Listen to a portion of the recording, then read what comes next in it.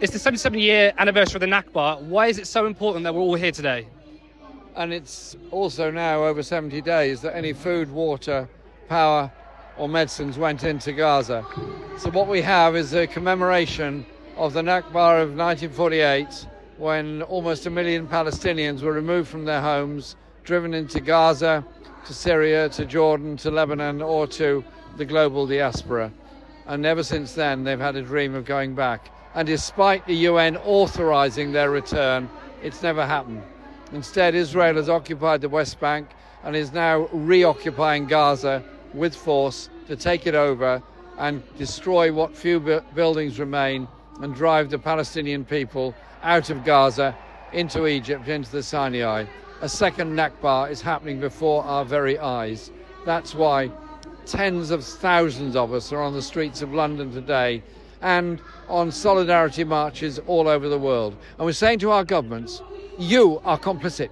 You are complicit in acts of genocide by your supply of weapons and by your diplomatic cover for Israel. We were told by the government that David Lammy was restricting arms to Israel. They celebrated that, actually. Yet a report has shown there was more in 3 months arms sold to Israel than there was by the Conservatives between 2020 and 2023.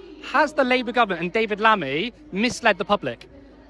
I was in Parliament when he announced the suspension of 30 arms licences and a reduction of supplies to Israel, and we then discovered that in fact the number has gone up. I also have constantly challenged the sale of parts for the F-35 jets, and they finally accepted my argument this week that the supply of parts into a global supply chain ends up with those parts going to Israel and ensuring those planes are able to bomb Gaza. We are deeply complicit in acts of genocide against the Palestinian people.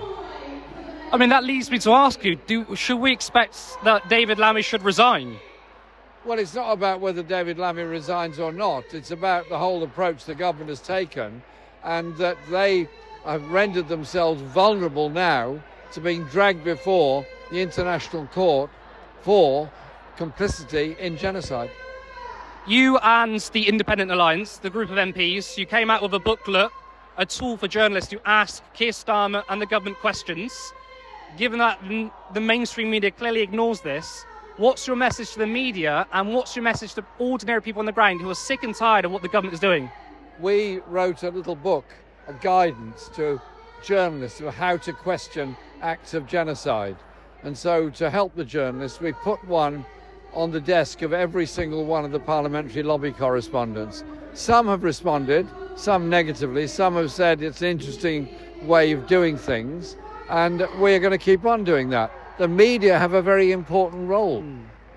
Democracy is not just parliament, it's not just elections, it's also about independent legal systems, but it's also about being held to account by journalists and respecting journalists' right to hold Parliament to account.